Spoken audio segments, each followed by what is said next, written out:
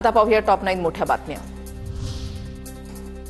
महाराष्ट्र आणि कर्नाटकच्या मतदार याद्यांमधील घोळ समोर आणल्यानंतर काँग्रेस ऍक्टिव्ह मोडवर देशभरातील घोळ समोर आणण्यासाठी काँग्रेस देशव्यापी मोहीम राबवणार।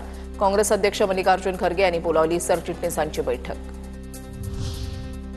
दिल्लीमध्ये उद्धव ठाकरे आणि राहुल गांधींची महाराष्ट्राच्या राजकारणावर 35 मिनिटं स्वतंत्र बैठक। राज ठाकरेंसोबत युती करून लढायचं झाल्यास पुढे काय यावरून चर्चा झाल्याची शक्यता। राखी पौर्णिमेच्या पूर्वसंध्येला मोदींकडून बहिणींना खास भेट। प्रधानमंत्री उज्ज्वला योजनेसाठी 12,000 कोटींचं अनुदान मंजूर। मुख्यमंत्री देवेंद्र फडणवीसांचं ट्विट। देवेंद्र फडणवीसांनी पंतप्रधान मोदींचे मानले आभार। भारत आणि चीनमधील संबंध सुधारण्याची शक्यता। पंतप्रधान मोदी शांघाय कोऑपरेशन ऑर्गनायझेशनच्या बैठकीसाठी चीनला जाणार। टॅरिफ विरोधात निर्णय दिल्यास पुन्हा 1929 सारखी महामंदी येईल। डोनाल्ड ट्रम्प यांचा अमेरिकन न्यायालयानं इशारा। 15 ऑगस्टला ट्रम्प आणि पुतीन यांच्यामध्ये अलास्कामध्ये बैठक। रशिया युक्रेन युद्ध संपवण्यासाठी चर्चा होण्याची शक्यता।